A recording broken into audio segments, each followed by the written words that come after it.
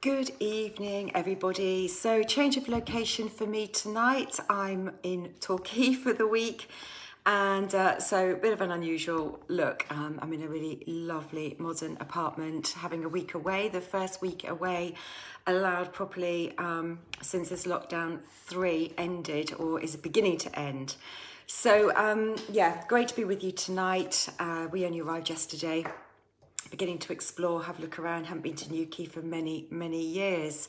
So tonight I've chosen to talk about IBD conditions, and the reason being is that tomorrow, the 19th of May, is always set aside and recognised as IBD Awareness Day, helping to raise awareness for those with the condition, helping to sort of make it more aware of people living with the condition, to help them in the workplace and in their life generally, because it can be quite a debilitating condition for those that live with it. And tonight I thought I'd talk about natural approaches that you can take to help manage the condition, because as with many chronic health conditions, very little is really known about dietary and lifestyle approaches that can really make a difference. So I'm just going to talk through a few things about that tonight. So IBD conditions, this is irritable bowel disease. These are the two main diseases are Crohn's and colitis, often ulcerative colitis, and they can be really quite debilitating conditions for sufferers. Estimated that about 300,000 people are diagnosed with these conditions. Probably there could be a lot more people that aren't included in these numbers that may not yet have been diagnosed. And it's on the increase, as with so many other chronic conditions, it's on the increase, and particularly on the increase with younger and younger people. And it's quite, it's quite sad that you see younger and younger people that are beginning to be diagnosed in their teens, in their early 20s, in their 30s. This is not normally a disease or condition that's associated with people in their older age. And once people have been diagnosed with this, there is no cure. They just have to live with it. It goes with flares and remissions, and sometimes people can get into a situation where the flares just don't seem to die down, and the medication becomes stronger and stronger and stronger with different types of steroids and immunosuppressants. Now, there are several sort of triggers, lifestyle disease triggers associated with this, environmental triggers, diet, drugs, toxins that upset the gut bacteria, invading intestinal microbes, because this is a gut, bowel disease. And the progression can be made significantly worse when there's exposure to chronic or long-term stress. But of course, it becomes a bit of a vicious cycle, doesn't it? Because if you've got diagnosed with this and you're struggling to manage it, then you're going to feel stressed, and stress can make it worse. It becomes really quite difficult. And the typical symptoms are pain and cramping, diarrhea, loose stools, that bowel urgency. It makes it very difficult to live with a condition, and over time people can struggle with their weight and may find themselves going in and out of hospital. This is very different to IBS. Yes, there can be an overlap with the types of symptoms, although it wouldn't result in hospitalization for IBS conditions. But to get a true diagnosis, it does require medical diagnosis of scans or colonoscopies to really see what is going on in the bowel. Now, what are the triggers? And there's some things that really stand out to me when I look at this. So first and foremost, it's far more significant for those living in urban areas rather than rural areas. That's the first thing that stands out to me. That's quite significant. It's more significant in developed countries than undeveloped countries, and it's far more prevalent in the northern hemisphere. So there is a concern and possible link with autoimmune conditions, although the jury's still out as to whether it's truly autoimmune in nature. But there is a significant increase of this in the Northern Hemisphere compared to those that are living where there is far more sunshine and hence vitamin D. And the conditions are on the increase in Asian countries where people are following more Western lifestyles with diet and a more Western diet. So there are certain factors that jump out at me. One is what I call the hygiene hypothesis. So we're growing up in environments where people are not exposed to dirt and soil, microbes in the soil, microbes on surfaces. We don't come into contact with it. It makes the gut more sterile, and the more sterile the gut, the more difficult it's going to be over time for the gut to overcome pathogens that pass through over time. So that's the first thing to take into consideration. Lack of sunshine and vitamin D is most definitely something, and we'll come back to that when we look at what things can potentially help manage symptoms. And finally, it's to do with diet, more inflammatory diets, more processed diets, diets high in sugars, more processed fats, more gluten, more dairy, lack of fibre. So these things really stand out to me, which can really help when we start to think about what does a therapeutic diet look like. Well, first of all, for somebody who has these diseases, I would strongly recommend to take out and strip out gluten and dairy. These aren't part and parcel of my normal day-to-day dietary advice I give to a lot of people to say avoid.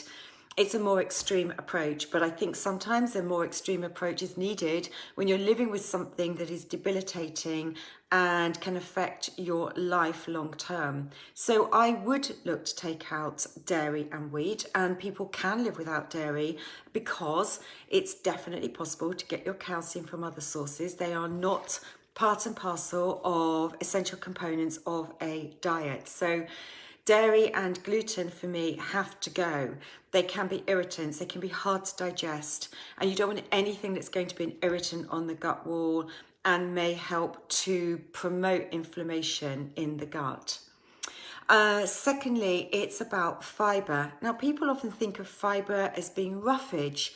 They think of bran and they think of roughage and a delicate, inflamed gut wall that people with inflammatory bowel diseases have, particularly when they are in a flare-up situation rather than remission, don't want anything that's going to irritate the gut wall. But fibre is absolutely crucial long-term because the fibre is helping to cleanse the bowel, it's helping to keep people more regular. It's helping, really importantly and critically, to be feeding the good, beneficial gut bacteria that's going to long-term help to keep everything in check. But it's really difficult. So with fibre, there's different types. You've got the insoluble, that's where I think more of the roughage type. You've got to watch insoluble types of fibre.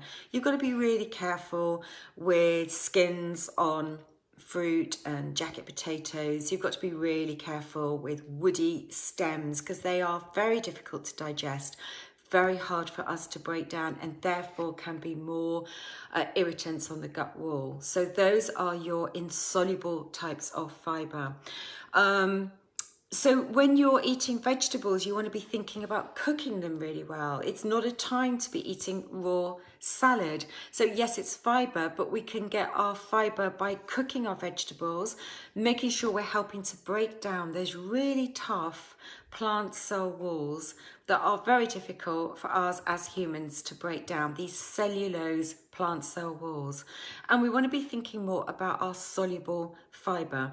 So plants have both soluble and insoluble fibre, but certain plants have a much higher percentage of soluble fibre. And this is where I think about, good cooked porridge oats. So I wouldn't be doing overnight raw oats. I'd be doing cooked oats. I wouldn't be cooking them in dairy. I'd be using a nice nut milk or even water. Adding something like cinnamon, which is a really nice thing for the gut. I'd be cooking stewed apple, obviously, with no skins. You don't want the skins. Stewed apple and the pectin are really lovely soluble fibre types that are not only going to help to feed the good gut bacteria, but they're going to help to keep the bowels more regular, help to firm up the stools. they're not going to be a gut irritant. So perfect things to be eating. But remember, cook your plants well, cook your vegetables well. You don't want semi-cooked stir fries. You know, this is a time to have a stir fry, but it needs to be well cooked. I don't mean soppy, soggy vegetables, but just so there's no crunch to them. That's the really important thing to think about. And an anti-inflammatory diet is really, really important. Now, we've learned a lot over the years about our omega fats, and there's two main types, your omega-3s and your omega-6. But the omega-6 ones can be pro-inflammatory, and what we want to be eating here is your anti-inflammatory fats found in your omega-3 foods, particularly the ones found in oily fish. So this is a time to go away and look at your diet, look at what you're cooking with. You know, processed foods can contain a much higher intake of these processed fats that can become very damaged. Vegetable oils, sunflower and canola. These vegetable oils, you don't want anything that's got palm oil, sunflower oil, canola oil.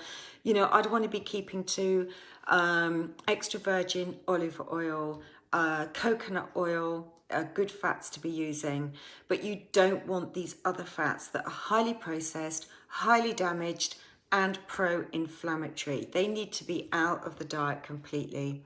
So cook with extra virgin olive oil. You don't really want to be buying processed foods anyway if you've got these conditions. You need to take a little bit more time and care to be preparing your foods using natural ingredients. It doesn't have to be complicated, but you just want to strip out the processed foods and just be cooking from scratch.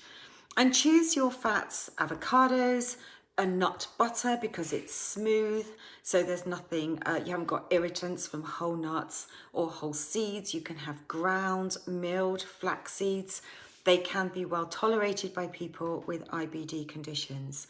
And you want to be making sure you get 3 portions of your oily fish into your diet every week. There's your salmon, your sardines, your mackerel, a little bit of trout, a little bit of fresh tuna, but not to eat it too often. And then we need to think about supplements. You know, do we need supplements? And there are times when supplements are important. So first and foremost, going back to what I said at the start around vitamin D, this link with the Northern Hemisphere where we lack so much sunshine, we just don't get it onto our skin sufficiently enough year round, and not at all through the entire winter months. So I'm in Newquay, it's not particularly warm. I've spent most of my day walking around in a jacket. It's currently the middle of May. You know, this is when we should be able to get a sunshine, and we're not if we don't get the sun on our bare skin. So vitamin D supplementation is probably required all year round. Most people need this all year round, probably 1,000 IU. You only really know your true amount to have as a supplement if you were to do vitamin D testing, but you probably need as a minimum 1,000 IU. You need to think about a good quality multivitamin and mineral, because if you've got damaged gut lining, the absorption of vitamins and particularly minerals, which get absorbed further along in the colon, can be impaired. So think about taking the best quality supplement multi that you can buy that's got really therapeutic amounts of your vitamins and minerals in it.